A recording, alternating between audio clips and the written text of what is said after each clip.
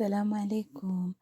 معكم سهام من قناة عالم سهام البسيط. وصفة اليوم وصفة مغربية 100%، اللي هي الحريرة المغربية وكل شي كيعرف ينصبها. غادي نشارك معكم الطريقة ديالي اللي كتجي بنينة الصراحة. تبعوا لا فيديو حتى الاخير، كنتمنى لكم فرجة ممتعة. اول حاجة غادي ناخدو الطنجرة ديالنا، غادي نوضع فيها شوية ديال البصلة اللي مقطعة رقيقة وشوية تاع الكرفس مع القزبور مخلطين. فانا عندي الكوكوط صغيرة.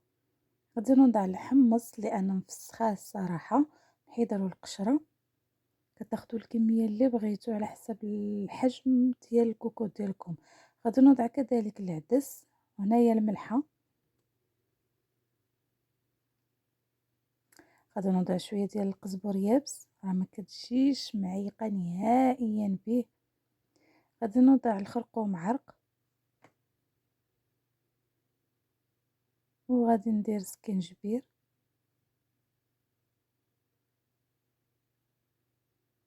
والتحميرة، شوية ديال البزار غير القليل. الا كانت كتعجبكم بالحار فضيفوا البزار شوية زايد. هنا غادي نوضع الزيت، غير زيت المائدة العادي. من بعد ما كتلاحظوا معايا انها بدات كتقلى، غادي نوضع شويه ديال الملون، ملون غذائي بطبيعه الحال. صافي غادي نحرك واحد شويه هكا هاد المكونات هذه مع بعضهم.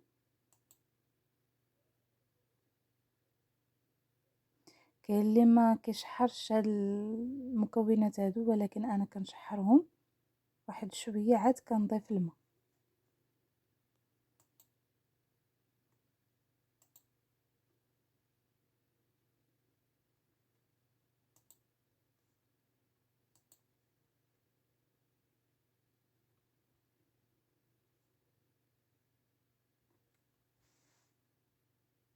هنا البوطه راه ما مجهداش بزاف.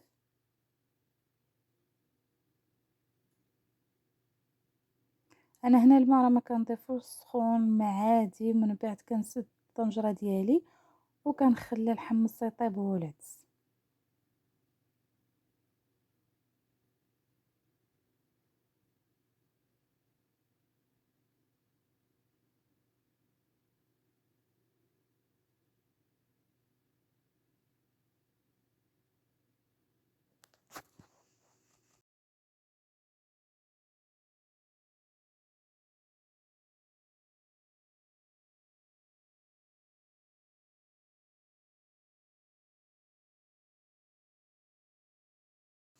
كيف ما كتلاحظوا معايا هنا ضفت الماء.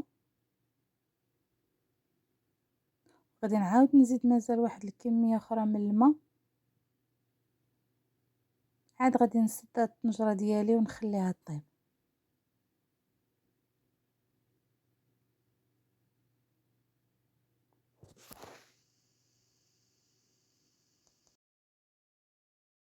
هنا صافي سديت الطنجره ديالي وغادي نخليها طيب هذاك الحمص مع داك العدس. انا من بعد ما طابوا فحليت الطنجره وقلبت الحمص لقيتو طاب. انا غادي نضيف مطيشه اللي حكيتها، ما سلقتهاش هنايا غير حكيتها.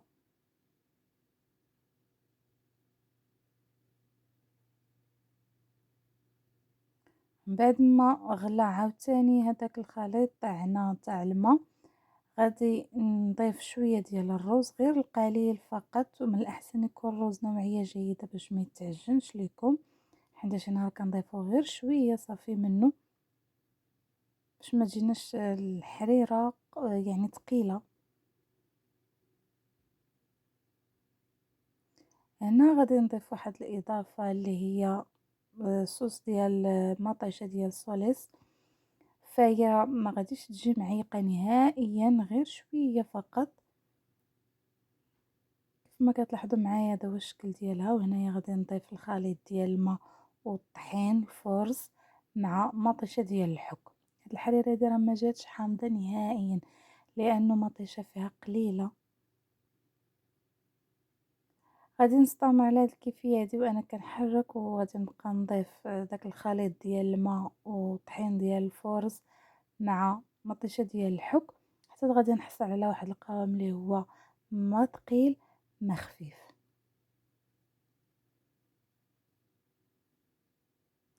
اكيد حنا المغربيات كلنا كنعرفوا نصبوا الحريره وكل وحده والطريقه ديالها، فانا شاركت معكم غير الطريقه ديالي، جربوها وراه غادي تعجبكم.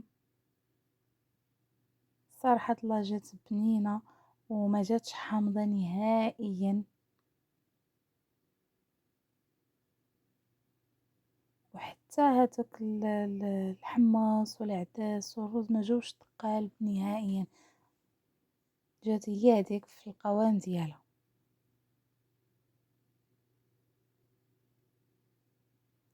غادي نستمر على هاد الكيفية هادي وغادي نخلي الحريرة ديالي طيب. من بعد كما كتشوفوا معايا هذا هو الشكل ديالها وهذا هو اللون ديالها. هنا الاضافه غادي نضيف واحد شويه ديال الشعريه ديال السفه صافي في اللحظه الاخيره اللي قريبه انا غادي نطفي على هاد الحريره هادي، غادي نضيف غير القليل فقط، غير رشيشه هكا.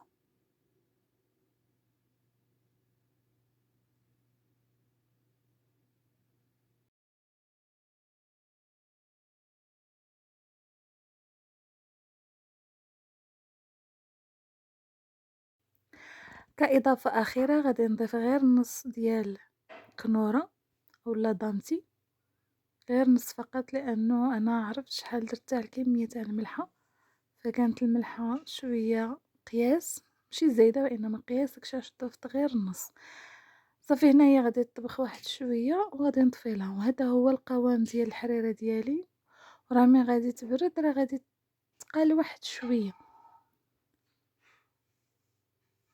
هذا هو الشكل ديالها. كنتمنى هاد الطريقه هذه تنال الاعجاب ديالكم، فهي سهله ودغيا كتوجد هاد الحريره في اخر لحظه توجديها. الفيديو ديالي جا في النهايه ديالو. دمتم في امان الله، مع السلامه، نتلاقاو في فيديو مقبل ان شاء الله.